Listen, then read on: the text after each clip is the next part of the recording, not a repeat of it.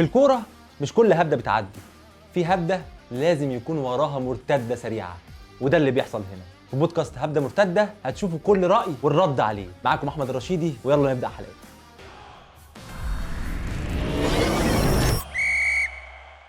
خلونا نبدأ النهاردة ونرحب بضيوفنا اللي منورنا ومشرفينا. كابتن يسام، اهلا بيك. حبيبي يا احمد، عامل ايه؟ الحمد لله. وكابتن احمد عبد الغني، حبيبي ايه الاخبار؟ ايه الاخبار؟ الحمد لله. مبسوط انت طبعا؟ طبعا. ها مبسوط انت؟ الدنيا ماشيه معاك بس حلو؟ لسه الدوري ما خلصش. هنشوف لسه بقى، الدوري ما خلصش هنشوف يعني هو كده خلي لسه بالك، هو كده هم دول يعني مالهمش امان بصراحه يعني. ده يكفيني انت أيوة. كزملكاوي شايف ان الاهلي في عز ما هو بيتعثر. لا مش موضوع عارف ان بيني وبينك عادي ده نفسك منطق انت ده. عارف ان الاهلي مش هياخد الدوري. لا عادي عارف ان الزمالك مش هياخد كورة. الدوري. لا، ليه مش عارف زيه؟ انتوا سخنين قوي كده ليه؟ نبدا واحده واحده. انت عملت الشراره بقى. هو الدوري لا فتحت يا باشا الشرارة يا باشا لسه. الجوله السباعيه دي شكلها على صفيح انا بالنسبه ساخن. لي يا باشا انت يا باشا انت عملت كامباك وكسبت المصري 4-1 بعد ما كنت خسران 1-0 ولسه ان شاء الله وفي الصداره فرق 5 نقط على الاهلي. الاهلي. الكونفدراليه يوم الجمعه، بعد كده الاياب هنا في مصر، بعد كده ماتش بيراميدز ان شاء الله ستيب باي ستيب كده ان شاء الله. لو كل حاجه واحده طب وانت ايه التعادل؟ احنا هو واقف ان هو بينه وبين نفسه عارف ان فرقته لسه ما ضمنتش. ايوه عارف ليه؟ وعارف ان الاهلي ممكن يرجع عشان في عكس اي لحظه. المنطق. ما انا عارف عشان ان عكس الاهلي هيرجع المنطق. في اي لحظه. هو بعيد يا عن اللي كابتن، حصل يا امبارح كابتن. والفضيحه اللي حصلت بس امبارح. الاهلي بعيد قوي عن الدوري كده دلوقتي. معلش، هو الاهلي ايا كان بعيد بس برضه ما تظلمش، يعني اديني حقي. انا امبارح عندي ركله جزاء في اخر الثواني تديني ال3 نقط، حتى لو انا وحش طول الماتش وانا معترف معاك ان انا وحش. يا ضربه جزاء واضحه. طب ليه حكمت؟ انا عايز حد يطلع يبرر لي هي فيها ايه ما اتحسبش. فيها كل مقومات ان هي تكون ضربه جزاء. وانا برضو ازاي ما تتحسبش؟ انا وحش. بقول لك ما استاهلش ماشي ان انا اكسب سيراميكا، وممكن كمان اكون ما استاهلش اخد الدوري بكل النتائج اللي انا عملتها. وممكن كمان برضو يكون الزمالك افضل برغم من الظروف اللي عنده، مع العلم يعني مع احترامي ليه. هو الطبيعي ان الزمالك يكسب، والطبيعي ان الزمالك يكون بينافس. هو طبيعي فعلا، لكن الموسم ده هو طبيعي اللي الزمالك بيعمله دلوقتي. لكن بما يعني ان ده الزمالك طبيعي بيمر اللي الزمالك بس الظروف اللي فيها الزمالك ده مش طبيعي ان هو يكسب. مش طبيعي. بس الظروف اللي فيها الزمالك هي مش مؤامره. هو ده نتيجه لا فشل. هو نتيجه فشل ادارتنا طبعا. ونتيجه فشل بس اللي انا بيحصل اتحطيت في الموضوع ده. بس هو مش جاي من بره. هي حاجه جايه من قلب النادي، هي اللي خلت ان هم يوصلوا كده. ولا طب احنا لو هنتكلم على النادي الزمالك عنده مشاكل وعنده فشل وعنده الكلام ده كله وماشي حلو جدا. طب الاهلي بقى؟ ما هي انا مش هستنى يا كابتن احمد. الاهلي عنده نفس المشاكل يا الزمالك. انا مش هستنى. انا الاهلي ضربه الجزاء بنسبه 70-80%، ضربه جزاء واضحه مليون في المية. انا ما عنديش مشكله. انا خلاص راجل انا زملكاوي. انا وحش. انا راجل كزملكاوي. انا راجل ايوه زملكاوي. يا عم عندي مشكله، لكن انا مش هستنى عامل يعني فرقه بمليارات وعامل فرقه بملايين ايا كان. يا عم انا وحش بس اخد حقي. ما استناش ضربه جزاء في الدقيقه 90. انت فين طول الموسم؟ ايه المشكله؟ طب هل تعلم يعني انت بيبقى ليك ضربه جزاء؟ هل تعلم اللي انت اخر يا حبيبي انتوا الاوت لو ما اتحسبش ليكوا، الاوت لو ما اتحسبش 3 ماتشات افريقيه. طب انا اسالك سؤال. انت شايف ان الدوري موجه؟ انا مش شايف ان الدوري موجه. انا ما بقتنعش. مفيش حاجه اسمها كده. يعني ده موجه للزمالك. انا ما بقتنعش دايما. وانا معايا ما بقتنعش حاجه اسمها بالجمله دي. انا ما بشوفش ان الدوري موجه. انا عارف الزمالك بيتجامل واوقات كتير برضو الاهلي بيتجامل، بس انا امبارح انا ليا ضربه جزاء. طب احنا نهدى يا جماعه، احنا بادئين الموضوع سخن قوي. انتوا دخلتوا. لا حلوه. لا خلي بالك. خلينا بس نرتب حاجه. دلوقتي احنا الدوري اهو الجوله السباعيه. بس انا فعلا هو انا معايا. انا معايا ان فعلا الدوري مفيش حاجه اسمها الدوري موجه. يا جماعه مفيش انسان طبيعي بيخلي شكله وحش. اصبر بس نظبط الدنيا عشان الناس انت دخلتوا في كل حاجه ورا بعض. احنا لحد دلوقتي مش عارفين البرنامج ماشي ازاي اصلا. ما احنا عايزين نمشي بقى، نفهم الناس البرنامج ماشي ازاي. احنا نبدا دلوقتي ان الدوري الجوله السباعيه بدات. الزمالك عمل كومباك وكسب المصري 4-1 بعد ما خسر 1-0. حلو. جميل. وشفنا ناصر منسي طبعا. تمام. الاهلي تعادل مع سيراميكا 1-1. جميل. فرق بقى 5 نقط ما بين الاهلي والزمالك ونقطتين بين الاهلي وبيراميدز. الدوري رايح على فين؟ الدوري في الملعب. انت بالنسبه لك كاهلي بعد التعادل. انا بالنسبه لي الاهلي من قبل التعادل فرق بيني وبين الزمالك 3 نقط.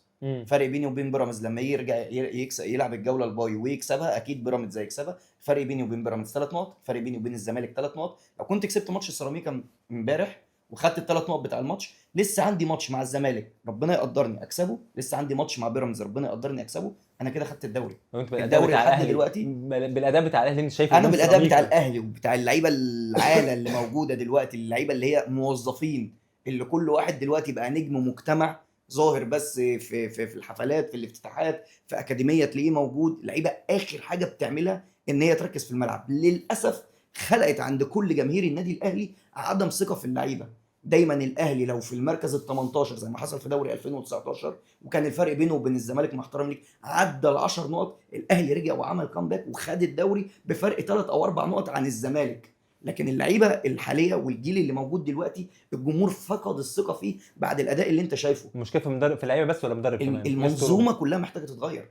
المنظومه كلها من مجلس الاداره مع احترامي الكابتن محمود الخطيب، هو هيفضل مهما حصل هو اسطوره النادي الاهلي وواجهه النادي الاهلي، ولكن طبيعي يكون في اخطاء، بس الاخطاء زادت اول الفتره الاخيره.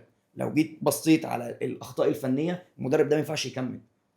قرار ان المدرب ده يكمل، انت كده بتساهم ان انت تطلع بموسم صفر. انت بصيت على لعيبه الاهلي مع منتخب مصر، لعيبه النادي عاملين الاهلي ازاي مع منتخب مصر؟ انت وعاملين ازاي مع انت النادي الاهلي؟ شايف كابتن حسام حسن على الخط عامل ازاي؟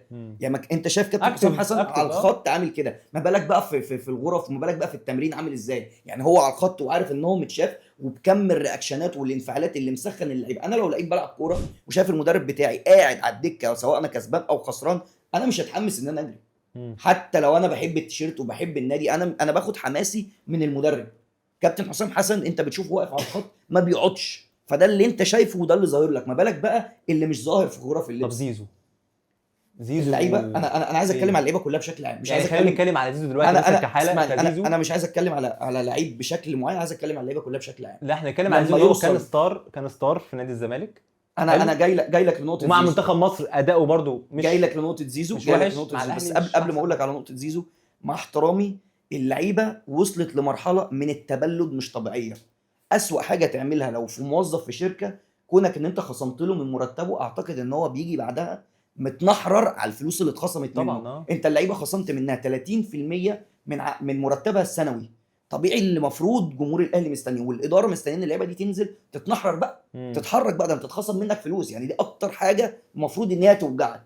فان اللعيبه تنزل بعد كده بالمنظر ده، هو حاجه من حاجتين: يا اما اللعيب ده خلاص شبع ما عندوش ان هو يقدم لك حاجه تاني لان هو شبعان ومش فارق معاه الفلوس اللي بتخصم له، يا اما هو اصلا ما اتخصمش منه حاجه. لو جينا اتكلمنا بقى على كل لعيب مثلا، ما انت ما دخلتش جوه ما شفتش ما تعرفش. مثال لكل لعيب، مثلا انت عندك زيزو. زيزو لو قعد 200 سنه في الاهلي مش هيجيب ربع فورمته بتاعت الزمالك. في الزمالك زيزو كان النجم الاوحد، في الزمالك زيزو كانت الفرقه كلها بتخدم عليه. يعني هو اللي زيزو ظاهر. غلط يعني غلط ان هو ساب نادي الزمالك وراح النادي الاهلي، ده بالنسبه له غلط في تاريخه، كان كمل في الزمالك. انا بالنسبه كان بقى لي ستار في انا الزمالك. بالنسبه لي انا بجيب اللعيب، انا عايز اللعيب استفاد منه. انا لحد دلوقتي ما استفدتش من زيزو. يعني انت بالنسبه لك صفقه زيزو صفقه كيديه مش اكتر؟ انا بالنسبه لي مش عايز اخش في حته كيديه او مش كيديه. انت خدت لعيب نجم من الزمالك، انا ما خدتوش بالعافيه يعني، انا ما مش بالعافيه بتكلم انت كفكره مبدئيه. هو اصلا النادي ما عرفش ان هو يحافظ عليه وما عرفش كده. انا ما عنديش مشكله، انا مالي. انا شايف ان هو كان لعيب سوبر ستار فرقته، كونه ان انا اجيبه دي حاجه يعني حاجه جامده جدا ومفروض صفقه كبيره جدا. ولكن في لعيبه بتيجي من نادي الزمالك بالنسبه لها اول ما بتخش النادي الاهلي بالنسبه لها الموضوع مختلف. انت ايه؟ بص اقول لك على حاجه، انا سايبه يتكلم، هو كلامه يعني منطقي جدا، بس في نقطه برضو هو بيتكلم النادي الاهلي في اول الموسم بنى الفرقه من غير اهم مركزين في الملعب.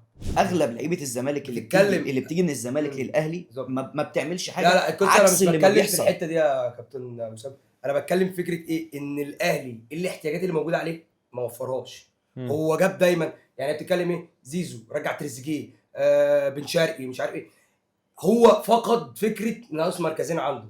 مركزين ايه؟ السنتر باك والاسترايكر. انت مشيت وسام ابو علي وعرضت جريديشار، تمام، وجبت واحد اسمه كاموش. مين كاموش؟ مع احترامي وبياخد مرتب. مين كاموش؟ انت شوف معلش مع احترامي ليك يعني فين كاموش؟ اسمعني بس، انت عد ال 14 صفقه اللي انت عاملهم الموسم اللي فات في بدايه الموسم اللي هم كلهم وجيت في يناير بدل ما تصلح لعيبه جايب برضه ما نعرفهاش اصلا، وراح جايب برضه مين سيدي ابراهيم او سيدي نديه والناس دي. لا بس الكلام ده مين الناس دي تلعب في الناس دي. اقول لك الناس دي ما لعبتش اصلا. اقول لك انت شفته؟ لا عرل اتصالات. انت زملكاوي؟ انت زملكاوي، انت لو شفته في الشارع مش هتعرف. ما انا عارف، بس انا هقول لك حاجه، الكلام ده هو مش واخد من الاجانب بتاع من القائمه بتاعه الاجانب. ليه؟ عشان هو متسجل في فريق الناشئين، فبدا يعيره، يعني بدا نلوان داي ده. انت في بدايه الموسم عامل 14 صفقه او 15 صفقه. المصرية للاتصالات لعب ممتاز بيه والكلام ده. فين الصفقات اللي انت جبتها وظهرت دلوقتي؟ بتلاقيهم 2 3. مش هنتطرق للموضوع ده، انا بتكلم بقى يعني. في يناير المفروض الاهلي انت كزملكاوي راضي اصلا عن صفقه شيكو بانزا؟ لا طبعا، لا بس شيكو بانزا او الراجل الفنيات او اداؤه مع منتخب انجولا او منتخب اداؤه مع الفريق البرتغالي. لا يبقى انت كده كويس كده ولكن هقول لك لا هقول لك طب انا هاجي لك مقتنع مش كوبانزا. لا مش مقتنع طبعا مش كوبانزا، بس الفكره في ايه؟ ان انا الراجل اللي جابه هو ما بصش للعقليه بتاعته، هو عقليته صفر، بس لكن الولد يعني عنده كأداء إمكانيات انت كويسة. شايف ان هو الولد امكانياته عنده كويسه. الولد عنده امكانيات كويسه، بس الفكره في دماغه، الفكره هو مش قادر. يعني انت مش وهو قادر. نازل على هو مش الخط، قادر. هو نازل على طب ما الخط خد نازل فرص. الماتش هو عنده مبسوط. هو طب ما واخد خد لا فرص. بس انا خلي بالك هي صفقه فاشله مليون في المية. صفقه فاشله مليون في المية، ولكن انا جبته الراجل دولي مثلا، راجل دولي في منتخب انجولا. طب ما لكن كاموش دولي كاموش- في طب منتخب. ما لا طبعا كاموش لا ده اول استدعاء. فكرة. استنى بس، هو كاموش احترامي جاي ليك، أنا هقول لك على الاهلي حاجة بباسبور بس. برتغالي. انت ثواني انت بس. انت لو شفت يا ارقام جماعة، ارقام كاموش ايه قبل ما في يجي الدوري ايه؟ ارقامه الدوري ايه؟ ارقامه قبل ما يجي انت ولا لو دوري ايه؟ جايب دوري طب ما انت جايب ايه؟ النرويجي. النرويجي طب ما وسام ابو علي جاي منين؟ مين؟ وسام ابو علي لا جاي منين؟ السويد. لكن النرويج دي ايه؟ النرويج دي ايه؟ ده النرويج دي المنتخب بتاعها ما بيصعدش اصلا لليورو، ده اول سنه يصعدوا يورو. النرويج يا جدع هالاند. انا يا بقول جدع. لك بس لا هو بس اوديجارد وهالاند بس انا بتكلم في كده. الفكره ان الاهلي ال 14 صفقه اللي كابتن بيتكلم عنهم هو دايما عمل ايه؟ مفيش غير 3 منهم اللي ظهروا. طب انا مش مشكله، مفيش غير 3 منهم وخلي اللي بالك ظهروا. وال 14 صفقه اللي هو بيتكلم عنهم منهم الثلاثه اللي هو هادي رياض والجزار بتاع المحله جايبهم بمبالغ باهظه. طب تعالى عندك الولد اللي هو بتاع انا عندي القوه الشرعيه اللي تخليني اشتري اي لعيب. ماشي. طب ما ده غلط. بس ما ده غلط. هرجع اقول ما لك ده غلط. هرجع اقول لك طب يا عم النادي- انا ما معايا فلوس بدفعش اشتري اللي انا فلوس. عايزه. انا ما ثواني، بدفعش ضيق. فلوس. انا باخد من جيبك. دلوقتي النادي انت الأهلي- بتصرف على ما انا ما الصفقات دي بدفعش ولا فلوس حاجة؟ مالهاش بس لازمه. هرجع اقول لك لا انت برضو لازم تتحاسب. الاهلي انا معايا قوه شرعيه تخليني انت اجيب مش اي نادي لعيب. شركه، انت نادي واي دوله. لعيب يتمنى انت ان انا نادي اجيبه. دوله، انت نادي دي دوله. مشكلتي. ماشي يعني انت كده هي دي مشكلتي انت كده أصلاً. بتاخد اللعيبه يعني مصطفى العش انت ما استفدتش منه، اعرته للمصري. هو عمر في نقطة الساعي هنا طيب. طلعته اعاره. هو في نقطه هنا دلوقتي اللعيبه اللي الاهلي جايبها صفقات دي، هو الاهلي جاب صفقات كتير جدا بالظبط. في ده جاب لعيبة- عمرو الجزار ب حتى 60 مليون عمرو جنيه. الجزار مثلا، عمرو بص الجزار انا ومشيت فين؟ رامي ربيعه اللي هو عنده أنا خبرات هتكلم في دوليه موضوع للعين الصفقات الاماراتي. اه معلش هو قصدي المنظومه ملف كبير كلها قوي ملف ملف الصفقات ده لا الاهلي فاشل انت فيه طبعا. تتفرج وتقعد تضحك عليه من اللي بيحصل. يعني اكرم توفيق ممكن يبقى بديل كويس لديانج اللي انا اصلا مش عارف اجدد له، وهو اصلا مستوى وقع وعايز يحترف. هو انا الافضل بالنسبه لي اكرم يكون موجود على الاقل لعيب محلي ويقدر يديني نفس الكواليتي بتاع ديانج. وفي نفس الوقت يقدر يلعب باك يمين في اي وقت. انا دلوقتي مشيت اكرم لمجرد ان هو عايز رقم معين. انا متفق معاك ان كونك انت عم لعيب وبتحب النادي برضه المفروض يبقى ليك سقف وموضوع الفئات. بس انت دلوقتي خرجت من القصه دي، انت بقيت تروح تجيب لعيب ب 100 مليون ولعيب ب 80 مليون. طب ما طبيعي ودون اللي في مستوى الفرقه يعني لعيبه بالملايين دي ودون المستوى. انا هكمل لك بس دون المستوى. طبيعي في غرفه اللبس. يعني ده طبيعي جدا لو انت في شركه وموظف وجنبك الموظف اللي جنبك وعارف انه مثلا ياخد بقى ب 100 بيقبض مليون والتاني وانت 200 بتقبض مليون 5000.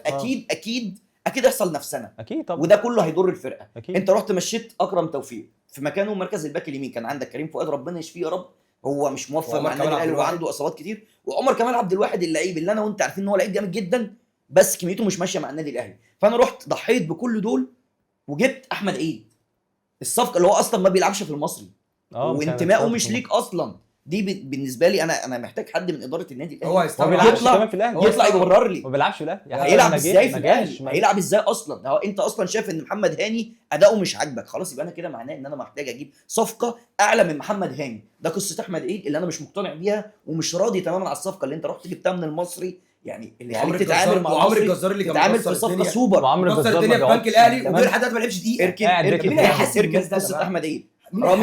رامي ربيعه مع احترامي ليك برضو طلب نفس رقم، ورقم مش كبير يعني، رقم انت تقدر تدفعه بكل وعنده سهولة. خبرات انت افريقيه رحت وكميته مع رامي ربيعه وفي نفس الوقت الوحيد تتفق او تختلف مع مستواه بس عنده غيره على تيشيرت النادي الاهلي افضل من كل اللي انت جبتهم. عنده غيره، ابن من ابناء النادي الاهلي، عارف قيمه التيشيرت. انا رحت مشيت رامي ربيعه لمجرد ان هو كان تقريبا مش عارف عايز 40 مليون او 45 حاجه. جبت رقم جبت جديد عمرو جدا. الجزار انا رحت جبت عمرو الجزار ب 60 مليون طب ما كنتش غير عمرو ربيعة. الترضيه. لا ورحت جبت عرض اسمعني مصطفى بس العش المصري. اسمعني بس جبت عمرو الجزار ب 60 مليون، جبت ياسين مرعي، جبت هادي رياض عشان اعوض رامي ربيعه. انا فكيته بثلاث لعيبه دون المستوى بتاع رامي ربيعه اللي تتفق او تختلف معاه. تمام. لا معلش، انا شايف ان الفروق مش كبيره قوي بين ربيعه وياسين مرعي. معلش لا ده شايف ان سنه ياسين صغير وده عادي. مين احسن في المركز، ربيعه ولا ياسين؟ لا ربيعه بالنسبه لي ماشي. ربيعه في الوقت الحالي لكن ياسين اللي جاي لا ده صفقه على الاقل جرينتا. لا انا كنت اتمنى كراجل زملكاوي ياسين مرعي ده يجي الزمالك تاني. انا فاكر يعني هو يعني انت ياسين مرعي لو كان في الزمالك هيلعب على محمد اسماعيل؟ هو كنت هجيب محمد اسماعيل اصلا. انا ما كنتش هجيب محمد اسماعيل. يعني انت عايز ياسين احسن من محمد اسماعيل؟ لا خلاص بقى انا جبت محمد اسماعيل بس ياسين مرعي لو ما كانش محمد اسماعيل في الصوره. يعني انت لو قدامك الاثنين ياسين مرعي لا دلوقتي على اللي انا شفته لو قدامك الاثنين على اللي انا شفته ياسين مرعي ياسين مرعي عشان راجل اشول، راجل بيطلع بالكوره، راجل هيدرز كويس. لا انا بالنسبه لي شايف ياسين مرعي ياسين أحسن مرعي من إسماعيل؟ ياسين مرعي احسن من محمد ملف الصفقات في النادي الاهلي محتاج مش غربله، انت محتاج تشيل المنظومه دي كلها وتغيرها خالص، وخلي بالك وتبتدي على نظافه. انا نفسي اعرف مين العين اللي شافت كاموتش، العين اللي شافت ان ده لعيب وراح جاب الكاموتش. لا عين ولا قلب ولا ده عينه مطروفه. اللي جاب كاموتش ده عينيه كانت مزغلله تقريبا. ان انا وفي نفس الوقت فضلت مخلي جراديشار موجود، ولحد اخر لحظه النادي الاهلي مش عايز يمشي جراديشار على حس ان هو لما يجيب المهاجم ممكن بس اطلع بره الصندوق خالص. المهاجم يا اسامه ممكن اطلع بره الصندوق خالص في النقطه دي، هتبقى حلوه برضه. هقول لك ممكن اطلع بره الصندوق خالص. محمد عبد الله راجل النادي الاهلي، راجل احسن ولد في سنه. انا لسه جاي لك في ملف الصفقات راجل كله. انا هكلم لك راجل كله. ما انا اقول لك راجل مصعد منتخب شباب اسامه نبيه طبعا، يعني مش عايزين نتكلم برضو في الحته دي. احسن لعيبه في المنتخب، احسن لعيب في مصر في سنه، احسن لعيبه في المنتخب. وراجل انت عندك اقول لك على حاجه، انت عندك 6 7 ونجات في النادي الاهلي، مفيش حد بيلعب بشماله. محمد عبد الله نزل امبارح في ماتش 10 دقايق خرب قلب الدنيا، عمل 2 اسيست سيراميكا كان هيجيب منهم. انا راجل زملكاوي، انا يعني زي محمد عبد الله ده كابتن بدر رجب جاب برضو في حلقه من الحلقات، قال لك بص بقى، يعني محمد بدر رجب طلع عفروتو، احمد شكري، محمد طلعت، طلع باع كبير من اللعيبه في النادي الاهلي، قال لك احسن لعيب طلعته للدرجه الاولى محمد عبد الله. هو انا دي غريبه بصراحه. في لعيبه موجوده في النادي، انا يعني مش شايف ليه النادي صابر عليه كل ده. طاهر محمد خد فرص على حساب احمد عبد القادر. احمد عبد القادر ده يفصل من طاهر، وانا اسف، يفصل من بن شرقي ويفصل من زيزو. احمد عبد القادر ده الاهلي للاسف خسر لعيب بامكانيات عبد القادر مش موجوده في الفرقه. وفكر كمان ستايل عبد القادر مش موجود في النادي الاهلي. ستايل عبد القادر اللعيب اللي 1 على 1 بيعدي، 2 على 1 بيعدي، 3 على 1 بيعدي، النادي خسره. في حين ان كولر فضل مقعده على الدكه لحد ما صدى تماما وكان بيدي فرص لطاهر. تفتكر ممكن الموضوع كان في العقليه؟ عقليه ايه؟ معلش انت عبد القادر ما كان ماشي معاك كويس وكنت بتلعبه، حصل تاتش ما بين كولر وعبد القادر، وعبد القادر اعتذر لكولر وبس راسه ومش عارف. من ساعتها ما شفناش عبد القادر كان نجم كاس العالم 2022 تقريبا اللي الاهلي واجه فيه ريال مدريد. عبد القادر لعب ماتش عالمي طول البطوله، ماتشاته عالميه، كواليتي لعيب مش موجود في النادي الاهلي. ازاي ده يخرج بالشكل ده وطاهر يكون موجود لحد دلوقتي في الفرقه؟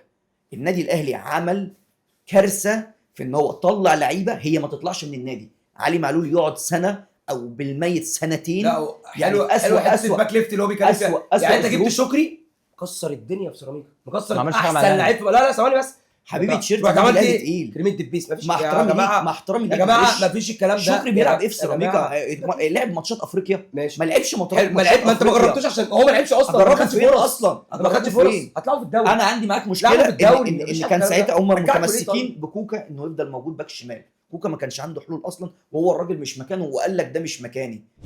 انا عندي مشكله من البدايه. معلش انت عديت المشكله، لا في مشكله من البدايه خالص. هو علي معلول ما يمشيش. علي معلول مع احترام ليك، علي معلول برجل واحده يا احمد برضه هو بيتكلم في كاس، مكسر الدنيا مع الصفاقسي. انا بتكلم في كاس اللي هو يفضل واجيب له ولد الصفاقسي كان مركز سابع في الدوري التونسي. تعال شوف الصفاقسي دلوقتي بينافس على الدوري بسبب علي معلول، لمجرد حتى لو انت مش هتاخد منه اداء فني في الملعب، هو قائد في الملعب ومفتاح لعب. مشيت السوليه مع احترامي ليك اللي هو احسن ممكن يكون من ديانج، واحسن من اي حاجه، واحسن من بن رمضان، ورحت جبت بن رمضان. السوليه عنده جرينتا. بن رمضان برضه كان في فورمه عاليه جدا. انا مش فاهم اللعيبه بن رمضان ده كان مش فاهم اللعيبه بتيجي رمضان ايه يا راجل؟ ده انا اسف يعني 3/4 لعيبه تونس وشمال افريقيا هم بيجوا ياكلوا عيش في مصر. بيجي ياكلوا عيش في مصر. يعني انت فرجاني ده جه اقول لك تعالى بقى اقول لك فرجاني ده جه كالعيش. اقول لك بقى قصه فرجاني ساسي. انا واحد اهلاوي ياكل عيش كفلوس، ياكل عيش كفلوس، مش ياكل عيش كاداء فني. الناس دي في بلدها ما بتاخدش اي فلوس. الناس دي اعلى لعيب في الدوري المغربي اللي هو يحيى جبران كابتن الوداد بياخد $500,000. ده اغلى لعيب في الدوري المغربي.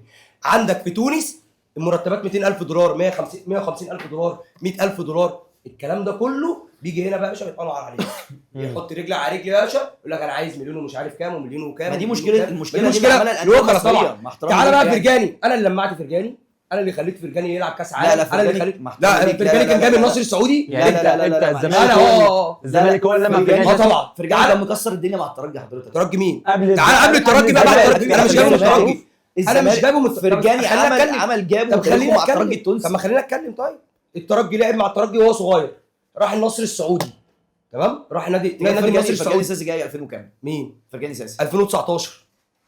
فرجاني ساسي جاي 2019. هو موجود اصلا 2018 2018 2017. لا 2017 2018 اللي هو موسم 2017. بعد كده راح سيزون كامل في النصر السعودي بلا هويه بلا اي حاجه، انا جايبه ولمعته. نفس الكلام في بن شرقي. وداد شاري كان مكسر الدنيا مع طب ما انا هقول لك، طب اكمل. طب انت عارف بن شرقي بعد الوداد كام محطه؟ رد عليا. بن شرقي بعد لا راح بعد محطه، لا بعد كده راح الهلال. بعد كده الزمالك قعد جابه. سنه، لا مفيش الكلام ده برضه. قعد سنه كامله مع الهلال ما بيلعبش. بعد كده راح لانس الفرنسي في الدرجه الثانيه الفرنسي، برضه نفس الكلام. ده الهلال اقول لك على حاجه بقى، ده احنا ما خدناش من الهلال، انا واخده بشرط جزائي صغير جدا. الهلال لانس عملت بند الشراء من الهلال وخدته ب 400000. بص انا خليني انا بن شرقي ما حدش كان برضه يعرفه معاك. انا برضه بن شرقي ما كانش حد يعرفه. خليني متفق معاك. الزمالك انا اللي بلمع الناس. الزمالك بيقع واقف في الصفقات. مين؟ الزمالك لا انا لعيب ما حدش يعرفه ب 3 جنيه يبقى لعيب سوبر. ليه لا دي حاجه حلوه. دي حاجه كويسه ماشي، دي حاجه حظ، دي حاجه حلوه. ولا هو عندهم عين؟ لا احنا عندنا، لا مش عين، لا مش قصه عين. انا بعرف، انا كجمهور خوان بيزيد ما حدش يعرفه غير اهله. تمام، ده حقيقي. زيزو ما كانش حد يعرفه بصراحه. ده حقيقي. انا بشوف نادي الزمالك موفق دايما في الصفقات. ده توفيق ولا في حد عينه حلو في لا لا لا اقول لك على حاجه انا اللي بعرف ادخل يبقى عين يعني حظه حلو في كل اللعيبه يعني مش طبيعي. اقول لك على حاجه، انا اللي بدخل الجمهور. اللعيب ده بيخش يلاقي دعم، يلاقي كان احترام النادي الاهلي. واقول لك على حاجه، النادي الاهلي تفوق عليا في دي. يعني النادي الاهلي، انا راجل زملكاوي اهو، النادي الاهلي جماهيره ما عندهاش عواطف وانا ما عنديش مشكله.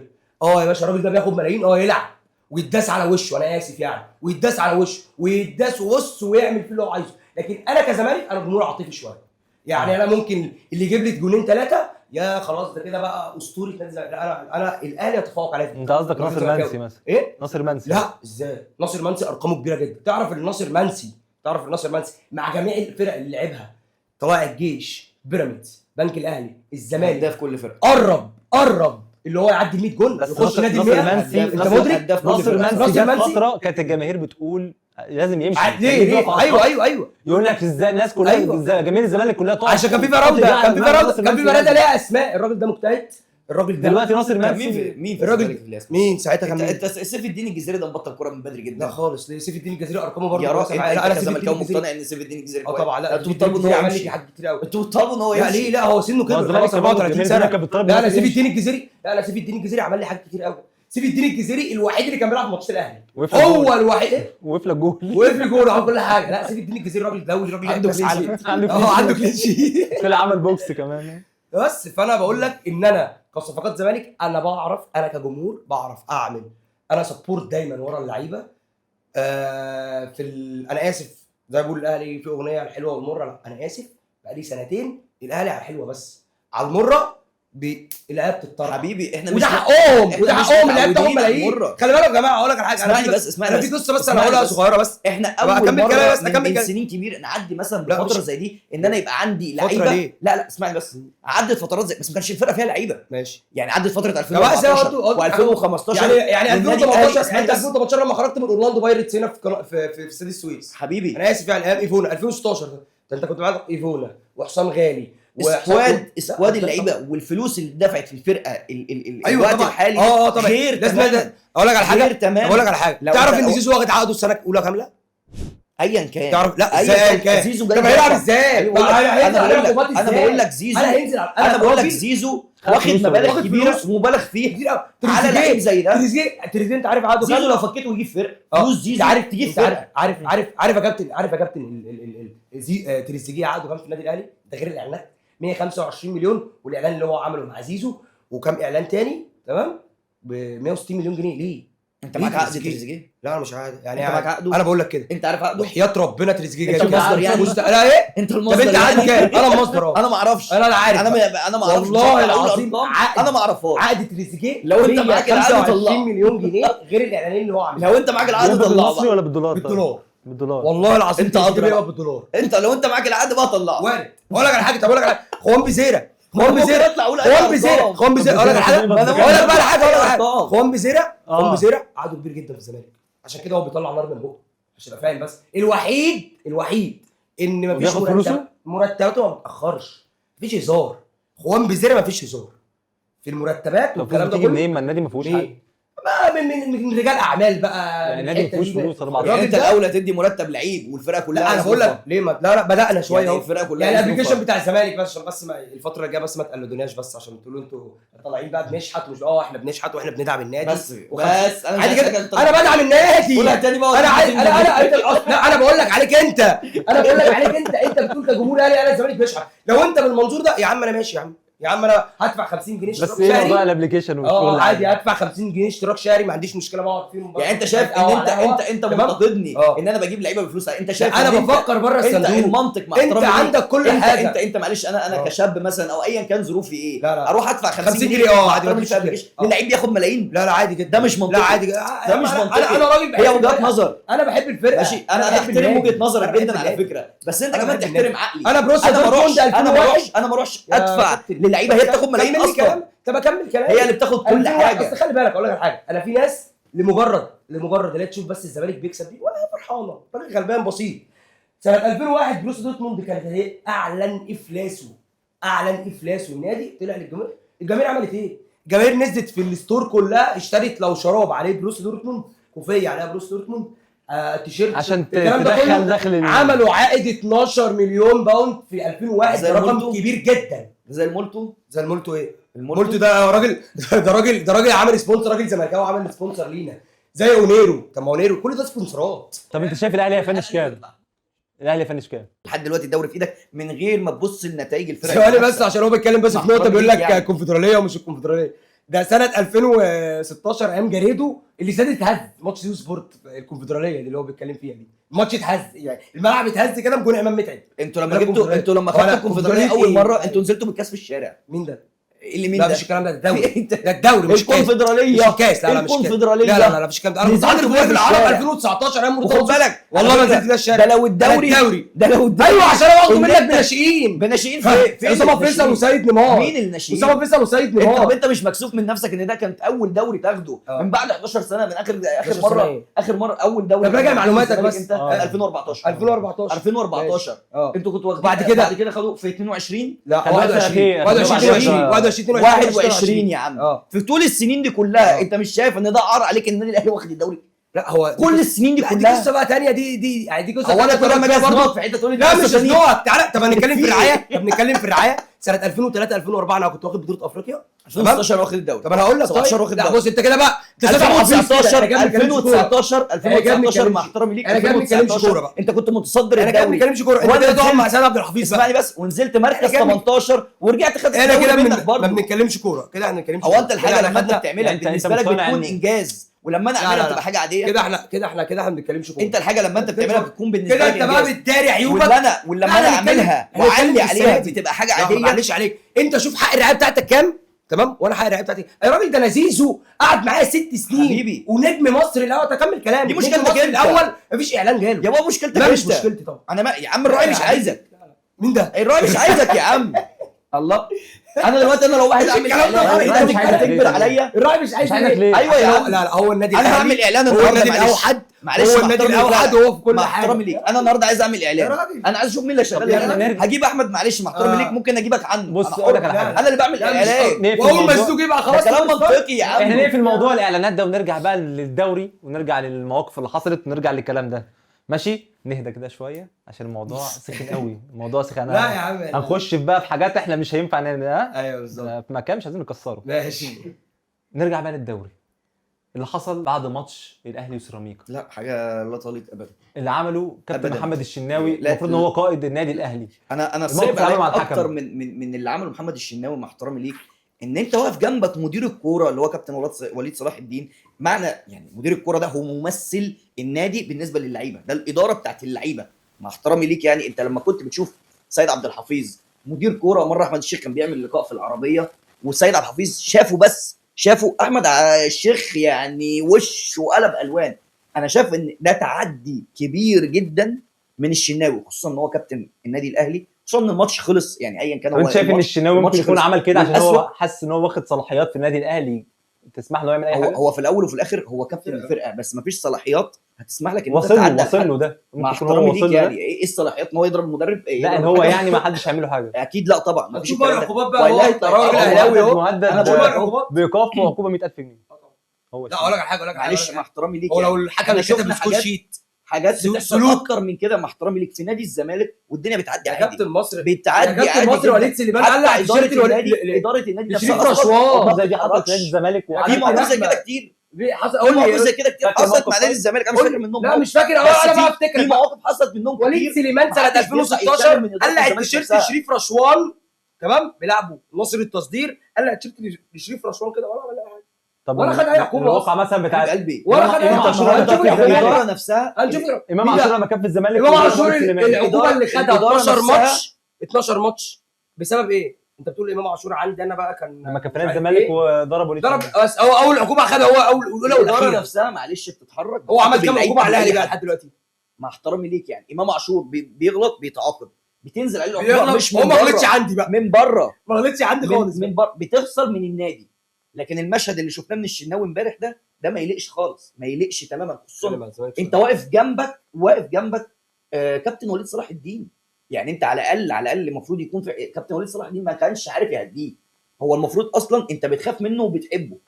يعني انت بما انك انت كابتن الفرقه، انت ما ينفعش تعمل التصرف ده وانت لوحدك، ما بالك انت بتعمل التصرف ده وواقف جنبك مدير الكوره.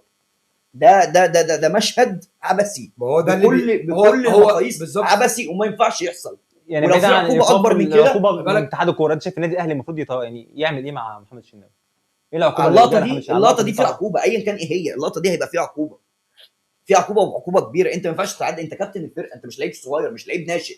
وخلي بالك انت سبت ايه ده اللعيبه الصغيره اللي يدل على كده اللي هم برضو ما ينفعش يعملوا كده. يا حسين الشحات مساعد. برضه كان عامل موقف، كابتن وعمرو بص يا السولية حاول كابتن. انا سمعت ان الحكم شتمه. ما يعني حدش سمعت- سمع. لا احنا سمعت- شفنا، لا احنا انا ما شفناش سمعت ان حاجه. حسين الشحات أنا بيقول ما شفناش الحكم حاجة. شتمه. أنا ما اه شفتش حاجه. انا ما شفتهاش. انا ما سمعتش، انا هو شفت كان بس الشناوي اللي عمله. كان عايز أقول لك على حاجة، أكبر دليل على كده. هو كان عنده انذارين. اكبر دليل هو على بيقول كده الحكم شتمني، انا ما شفتهاش اكبر بصراحة. دليل على بس هو ده كده لو حصل دي تبقى كارثه. هو دلوقتي معلش، انت دلوقتي بتشوف اللعيب، هو مين هيعاقب الحكم؟ ماشي. انت بتشوف اللعيب، بتشوف خطا اللعيب، مين هيعاقب الحكم؟ وحتى اللجنه برضه بتاعت لا، اللجنة- لو اللعيب شتم اللجنه ايا هتعاقبه عادي كان جدا. ما عنديش ايا مشكلة. كان مع كلنا احترامي بشر. ليك، معلش بص انا اسمعني بس اسالك سؤال. اللجنه دلوقتي عاقبته، هترجع الخطا بتاع ضربه الجزاء. طب وانت أنا هترجع استفدت ايه؟ وانت هترجع برضه الاخطاء أنا استفدت الكتير برضه إيه؟ اللي انت استفدت منها انا وانا استفدت إيه؟ منها. طب ماشي، انت هترجع إيه؟ استفدت منها. انت هترجع أنا ضربه دلوقتي- الجزاء بتاعت سيراميكا اللي في الدور أنا- الاول، انا هترجع دلوقتي ضربه الجزاء بتاعت سيراميكا في ليك. السوبر، هترجع كل ده. ضربه انت انت هترجع. اعترضت على ضربه الجزاء. طب ما انت بتاعت هترجع سيراميكا. اهو. ضربه الجزاء بتاعت الكرة الاهلي دي أصلاً شايفها مش ضربه ضاعت. جزاء. انا بقول لك على حاجه بس كنتوا عشان هي كنتوا زعلانين عليها. في 3 كاميرات انا بقول لك اهو، في 3 كاميرات انا شفتهم. انا للوهله دي ضربه الجزاء بتاعت ضربة الاهلي جزاء دي سيراميكا اللي المفروض مليون في المية. انا يعني ضربه جزاء بتفرج بتاعت الماتش، يعني ضربه مع جزاء ماتش سيراميكا الاهلي وسيراميكا بتاعت سيراميكا اللي ما امبارح. حسبتش. بتاعت امبارح اه. ضربه جزاء. انا لا سيراميكا ليها ضربه جزاء برضو الدور الاولاني. الدور الاولاني الجوله الاولى من الدوري، مم. والسنه اللي قبلها في السوبر في الامارات ليها ضربه جزاء لمروان عثمان.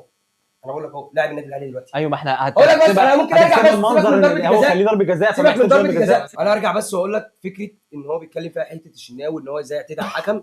انا معاها جدا، ده يدل على حاجه معينه بس. كاموش في معسكر كام فيردي. طب ايه اللي دخل كاموش في الموضوع؟ انا هقول لك بقى، هقول لك الراجل ده بقى حاجه، هقول لك الراجل ده عمل حاجه هو ما هو كاموش كانش ما عملش عارف. حاجه بقول لك اصلا. بقى، انت عارف هقول لك بقى حاجه. قول. هو عمل حاجه في الانترفيو بتاع المعسكر بتاع كام فيردي في التصفيات اللي فاتت. عمل ايه؟ هو بيتكلم الراجل بتلقائيه، هو مش فاهم ان الشارع المصري او الشارع الرياضي عندنا هياخد الموضوع بحاجه ثانيه. قال لك ايه؟ الراجل بيساله، قال له امكانيات النادي الاهلي وامكانيات الفرقه النرويجيه اللي احنا بنلعب فيها. الراجل اتكلم بكل احترافيه. الراجل قال لك ايه؟ مستوى التمرين ومستوى الاجريسيف والحماسي والكلام ده في النرويج اعلى من الاهلي، لكن الامكانيات الماديه والامكانيات الاجهزه بقى والملاعب والكلام ده كله اعلى كتير في النادي. انت عايز تقول ان الاهلي ما عندوش روح؟ لا مش روح، مفيش. بيقول لك مفيش اصلا. اللعيبه في النرويج عايزه تثبت نفسها عشان بتروح لابعد نقطه في اوروبا، لكن الاهلي يقول لك دي لعبه دوليه حبيبي. مفيش كل ده مع احترامي ليك، هو في ايد المدير الفني. ما انا بقول لك اهو، كنت لسه اقول لك ما انا بتكلم في السيزون ده. احنا مش مأيدينه، انا بتكلم في حته احنا معترضين عليه. حلو، يبقى هو اللي حصل من الشناوي امبارح ده اكبر دليل. اوضه اللبس بتاعت الاهلي عامله كده مش كده، عكس الزمالك. هي دي مالهاش علاقه عكس معلش. الزمالك. هو ده رد انفعال. لا طبعا لو في يعني. حزم وفي راجل ايه العلاقه؟ فتوح خرج الماتش اللي فات مقموص. ايه العلاقه يا باشا؟ راجل راح معتني الجمال، بص له كده ولا اي حاجه. وفي ماتش عبد الناصر محمد ماتش ايه، عبد الله السعيد طلع وزعق عادي جدا. ايه اللي حصل بقى؟ في ثانيه خلاص احنا في مهمه ولازم نعديها، معتمد جمال. يعني انت كده ما حضرتش بقى خناقه حسام عبد المجيد وعبد الله السعيد فين؟ وعبد الله السعيد اكتر من مره لما كان بيخرج في الملعب في ماتش انبي والدنيا عادي جدا. بس بتعمل ايه؟ يعني انت اللي بيحصل معاك عادي واللي بيحصل معاك مش لا بيننا وبين بعض، يعني انا بيني وبين بعض قدام الناس. لا ازاي فارق معاك هو الشناوي ده بينه وبين الحكم؟ لا مش الكلام ده. هو تصرف الشناوي مش بيتخانق معاه. لا الحكم ده قاضي في الملعب. انا لو مكانه امبارح على فكره الراجل ده انا اهل وناس بتتفرج عليه حبيبي مع احترامي ليك، لكن انا كلاعب حبيبي عبد الله السعيد انا حاجه داخليه واتلمت، والزمالك اللهم لك الحمد انت سامعني صاحب طيب الدوري. انت انا اكمل كلامي، وسيمي فاينال الافريقي اهو يوم الجمعه الجاي قدام شباب بلوزداد. انت بالنسبه لك شايف الزمالك الموسم ده خلاص؟ ايه موسيماني هيخرجوا على فكره. لا مين ده؟ لا مش موسيماني، لسه ما جاش موسيماني هيخرجوا. لا هو المدرب ما مشي. شفت انت بقى، انا اسف يعني انت مش ملم بقى بفرقه شباب بلوزداد. هو الراجل بتاع شباب بلوزداد موقوف. انا مش هذاكرهم، ما انا خلاص ما اقدرش موسيماني، انا مش هذاكرهم. الراجل موقوف والمدرب المساعد اللي موسيماني درب الفرقه. لا طبعا ده الراجل موقوف من قبل الاداره لحد التحقيق لحد ماتش الزمالك، والمدرب العام هو اللي بيقود الفرقه. يعني انت موسيماني ما يمسكش؟ لا طبعا انا بقول لك اهو لا طبعا انت عارف يعني. طبعا بقول لك برضه على حاجه بس عشان تبقى عارف، يعني مش تقليلا من حد بس فرقه شباب بلوزداد اقل بكتير من نادي الزمالك، اقل بكتير جدا. انا شايف اقوى فرقه، انا شايف كانت اقوى فرقه كانت اتحاد الجزائر. يقول لك الوداد اقوى فرقه في بطوله الكونفدراليه الزمالك اقوى منها كاسم وتاريخ. يعني شايف الزمالك هيعدي بلوزداد بسهوله؟ انا مش بتوقع دلوقتي الماتش، بس انا بكلمك ككواليتي اصلا. ككواليتي اصلا شايف الزمالك بادائه الفتره الاخيره ده قدام بلوزداد هيعمل ايه؟ بالاداء اللي الزمالك بيه بصراحه، والروح اللي ماشيين بيها، والجمهور اللي بيبقى حاضر في كل ماتش في الدوري كانه نهائي دوري ابطال. عارف ان في ناس اهلاويه يزعلوا مني ان انا لا الراجل ده كده فين. انا الناس هتزعل مني ان انا بقول الكلمتين دول، بس زي ما كنا بنطلع في اوقات كتير بالبلدي يعني نحفل على لعيبه الزمالك، اتعلموا من لعيبه النادي الاهلي وتعلموا من جمهور النادي الاهلي. احنا في مرحله نادي الزمالك بيعاني وبيكمل وبيكسب، مع العلم ان انت عندك لبن العصفور وبتأدي نتائج أسوأ مما يمكن. هو الطبيعي ان الزمالك ينافس، والطبيعي ان الزمالك يكون بيكسب، والطبيعي ان الزمالك يكون بينافس على الدوري او في ايا كان البطوله القاريه اللي هو بيلعب فيها. طبيعي هو المنافس اللي دايما لنادي الاهلي، ولكن بسبب المشاكل اللي حاصله انا بصراحه يعني اللي حاصله من نادي الزمالك، مش مؤامره زي ما الناس بتبقى فاكره، لا هو اللي بيقدمه نادي الزمالك ده نجاح لازم كلنا نبص له. لو انا ونادي الزمالك لو هو راكب عربيه فهو اكيد راكب عربيه سيات وانا راكب عربيه مرسيدس، هو لو عدى من جنبي نجح ليه. وده يدل على فشل كبير جدا في اداره النادي الاهلي من فوق لحد تحت، من اول فوق، من اول الاداره، لجنه التعاقدات، لجنه السكاوتنج. بس الدوري السنه دي كان خلاص ان حتى جماهير الاهلي، انا كنت بعمل معاهم لقاء بيقول لك الدوري في حاجه الزمالك بيستاهل الدوري السنه دي. يا جماعه احنا بنتكلم برضه انا بالنسبه لي لحد الاداء اللي انا شايفه جمهور دلوقتي انا شايف ان الاهلي ما يستحقش الدوري، والاهلي ما يستحقش 3 نقط. جماهير النادي الاهلي شايفه ان الزمالك هو اللي يستحق الدوري السنه دي. انا عايز اوصل لك حاجه، احنا بنتكلم في نقطه، انا عايز اوصل لك انت حاجه. محدش من جمهور النادي الاهلي كان هيطلع يتكلم بعد ماتش السيراميكا غير على لقطه ضربه الجزاء. ضربه الجزاء هي خلي بالك دارت على حاجات كتير قوي. اسمعني، لا مش دارت على حاجات كتير، لا دارت والله. اسمعني بس، ضربه الجزاء دي لو ما كانتش اللقطه دي حصلت والموضوع عدى عادي والنتيجه، كان جمهور النادي الاهلي كان هيطلع مع احترامي ليك يعني هياكل اللعيبه، لان احنا فعلا وحشين. لكن لقطه دي اصلا معلش حتى لو انا وحش برضو هدت الجماهير على اللعيبه شويه. لا مش هدت اللعيبه، لا انا مين قال لك احنا راضيين على اللعيبه؟ انا مش راضي على اللعيبه دي تاخد ملايين. طب احنا دلوقتي عايزين نفهم بقى، انت شايف مين اللي هياخد الدوري، الاهلي ولا الزمالك؟ انت ناسي حاجه مهمه يعني. بيراميدز. انا عارف بيراميدز لو كسب الباي بتاعه هيتعادل مع الزمالك في النقط. بيراميدز بالظبط. ايوه في مواجهه مصريه ما بين الزمالك وبيراميدز، مواجهه بيراميدز والزمالك مش مصريه، في دوري ثلاثي بين الاهلي والزمالك، بس دي هيترتب الاهلي وبيراميدز والزمالك وبيراميدز ورا بعض، هيترتب عليها. يعني المباراه دي لو انتهت تعادل انت مش بتحيي امال الاهلي في الدوري، انت بتهدي الدوري. ما انت لسه لا ليه؟ ما انت لسه لاعب بيراميدز اهو انا جاي اقول لك في حاله فوز الاهلي على الزمالك وفي حاله ما انت برضه لسه مش بص الدوري. انا من وجهه نظري يا كابتن ان الدوري لسه في الملعب، وفي بيراميدز منافس قوي للفرقتين، وبيراميدز بعد خروجه الافريقي عادي جدا خناقه بين الاهلي والزمالك وبيراميدز. لا وفي حاجه كمان انا مستنيك تخلص عشان يعني انا عايز اتكلم. ماشي قول. ده في حاجه كمان اللي انت مش واخد بالكم، ان بيراميدز هيلعب نهائي الكاس. بيراميدز طرف من طرفين نهائي الكاس، ده اولا. طب ثانيا بيراميدز منافس شرس وقوي على الدوري. طب ثالثا طب اذا لو بيراميدز خد الكاس وبنسبه كبيره عشان هيلاعب نادي زد، انا عايز اقول لك تمام، هو وارد بنسبه كبيره احنا نمسك في خناق بعض. ولا حاجه، وبيراميدز وبيراميدز ياخد الثلاثيه التاريخيه مثلا. عادي، ياخد دوري وكاس وسوبر عادي جدا، ياخد ثلاثيه تاريخيه لاول مره في تاريخه عادي. انا بالنسبه لي انا كمشجع زملكاوي وانا عارف ان الكابتن معتمد بيقول للعيبه كده بس ان كل ماتش اكنه نهائي كاس. مع احترامي ليك، انت بينك وبين نفسك وانت مشجع زملكاوي اصيل، انت عارف ان الزمالك بيمشي على سطر ويسيب سطر. لا انا بقالي انت بالنسبه لي لا انا بقالي فتره كبيره مش انا من ساعه الكابتن معتمد جمال انا ما رحتش ماتش انبي. طب ما انت ماتش انبي ده انت اصلا لو كنت كسبته عادي جدا كان انا بالنسبه لي كاهلاوي يعني انت انا ما كنتش عادي ممكن تقع في ماتش زي ماتش انبي عادي وارد جدا طبعا، ضغط ماتشات وكل حاجه. لا يعني انت ممكن تقع زي ما هو كابتن يوسف. لا وارد جدا، ممكن تقع ماتش بيراميدز وماتش الاهلي. هو انت اوريدي دي اوف خالص، انت لسه معاك انبي ولسه في ماتشات برضه قويه تاني في الدوري منهم ماتش الاهلي. انا ما عنديش مشكله، انا بقول لك انا كويس. شفت جول كهربا؟ شفت كهربا، شفت كعب كهربا. انا بالنسبه لي كهربا والله العظيم لو موجود حطيت واحده امبارح في الخماسي افضل كهربا لو موجود في النادي الاهلي، بعيدا يعني عن اللي بيحصل. وانا شايف ان النادي الاهلي ما حبش يرجع كهربا بسبب الصحبه بتاع كهربا وامام، يعني انا حاسس ان دي سبب. بس هو كهربا فنيا في اسوأ حالاته احسن من الثلاثه اللي موجودين في النادي الاهلي، مع احترامي. احسن من بيبقى خامس، احسن من شريف، احسن من كاموتش ده مليون مره واحنا مغمضين. يعني هو جايب جون حلو قوي، وكمان هو يعني ما بيشاركش باستمرار مع انبي. هو بيشارك ان هو ينزل يشارك ويجيب جون عالمي، لمسه لعيب. معلش هي مش فكره جون وخلاص، لا هو باين في لمسه لعيب، لمسه لعيب. الجون اتفرج عليها زينا بالظبط، وقف مكانه كده انا بالنسبه لي توقعاتي للدوري اللي هيحسم الدوري ده هم الثلاث ماتشات القمه اللي هو ما بين الاهلي والزمالك، الاهلي وبيراميدز والزمالك وبيراميدز. انا شايف لو الاهلي قدر يفوز في الماتشين بتوعه انا ساعتها احس ان الاهلي يستحق الدوري. انا برضه عندي امل بعد تعادل. طبعا عندك امل لحد اخر بعد تعادل بعد تعادل الماتش بعد تعادل الاهلي امبارح، امل في الكيان بعد تعادل الماتش امبارح. ترتيب ماتشات الاهلي، يعني الاهلي مثلا عنده مين؟ انا برضو بركز في تفاصيل صغيره قوي. المصري برج العرب، برج العرب ملعب رخم، يعني الناس اللي بتلعب كوره زي ما قاولين ملعب رخم. سموحه الاهلي يلعب مع سموحه في استاد القاهره تقريبا. لا غالبا في القاهره. في القاهره. انت دلوقتي انا بالنسبه لي انت عندك ثقه خلاص في لعيبه الزمالك ان الزمالك هياخد الدوري السنه دي بامكانياته وبسعيه. هو بينه وبين نفسه، مع احترامي ليه يعني ومع احترامي للجماهير، بس ان شاء الله اسمع بس، هو بينه وبين نفسه عارف لحد اخر لحظه وارد بنسبه كبيره بالروح يرجع. لو فضلت بالروح اللي انا فيها دي وعارف ان فرقته دوري وعارف يعني انت مش خايف من الاهلي؟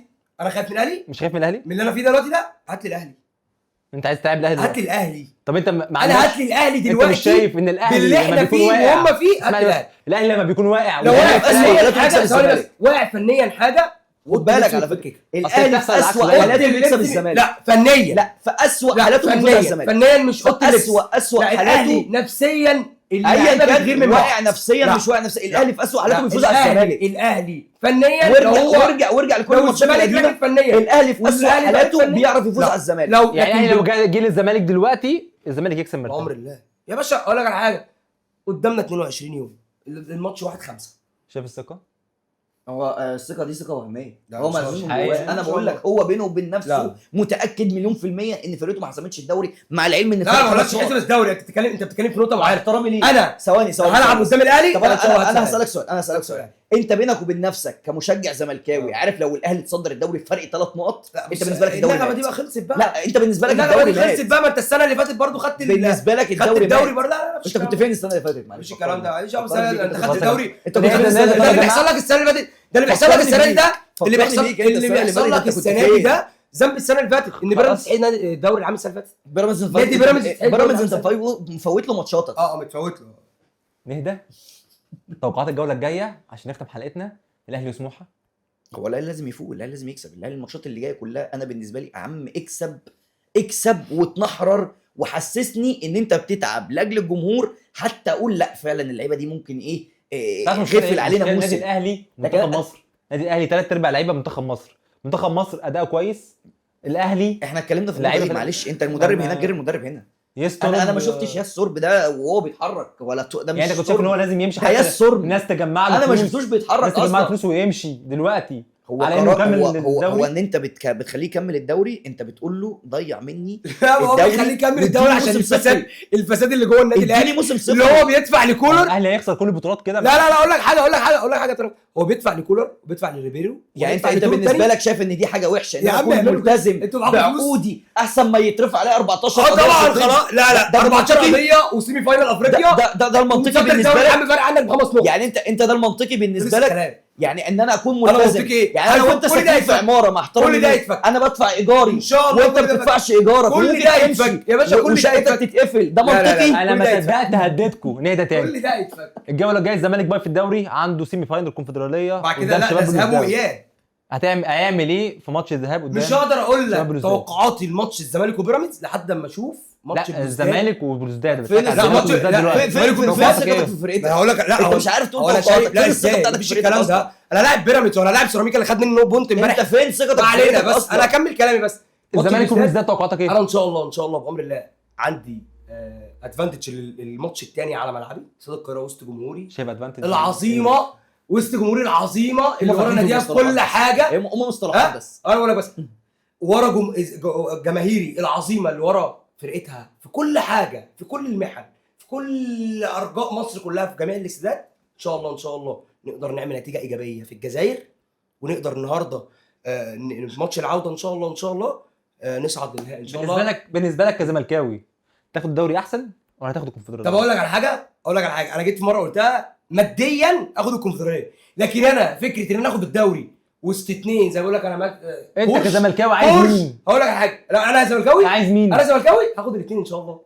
ولو قدامك واحده فيهم؟ لو قدامك واحده فيهم قدام نفسيا وكل حاجه انت عايز دوري طبعاً. تركز. دوري طبعا يا باشا. ده انا العربيه سيت بي ام جنبي ومرسيدس جنبي وانا في النص، ورحت معدي من جنبيهم بيراميدز والاهلي وخدت منهم الدوري. انا حاسس ان انت اخر اقول لك على حاجه هتتقلب ما اقول لك على حاجه الدوري ده هي تتعطل. اقول لك على حاجه الدوري ده يبقى اغلى من دوري سيد عبد النعيم.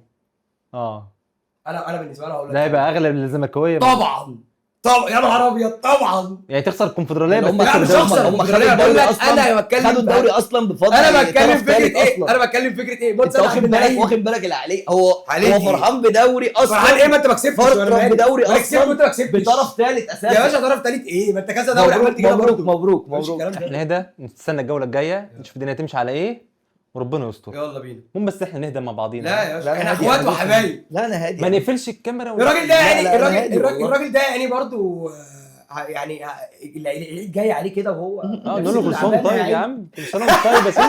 نفسي كل سنة وأنت طيب يا تعبانه يا سيدي. عيني. لا العيد اديك جاي عليه انت كده. فين يا كابتن يوسام؟ انا في عيد. ايوه انا في عيد. أنا في عيد. الاخوات كده جايه يعني الراجل برضه يعني إحنا بس لازم- لا ان شاء الله عيد سعيد على الاخوه. بس يبقى فرحان بقى، يبقى الاهلي كسبان سموحه. الاهلي هيلاعب سموحه السبت. كل سنه وانتم طيبين كده ما تحصلش مفاجاه زياده ما الصراحه يتنكدش عليك في عشان العيد. مش هتبقى يعني مستاهله. يبقى انت يبقى الموضوع افور نيجي قوي الحلقه قوي الجايه قوي. تبقى انت متنكد من سموحه وهو متنكد من بلوزداد وقاعدين متضايقين. انا لسه انا مش هتنكد غير نشوف بقى انت الماتش ناوي العودة. عامل حسابك تتنكد هو عامل يعني. حسابه عشان في نكد بس هو مش عارف يجي امتى. سايب حته هو عامل ده- حسابه في نكد بس مش عارف يجي ده امتى. بالنسبه لي الوطن. انا مش نادي ده بالنسبه لي انا معاه في كل حاجه. لو نزل درجه مليون انا زملكاوي. لو هتاخد لعيب من الاهلي دلوقتي تاخد مين؟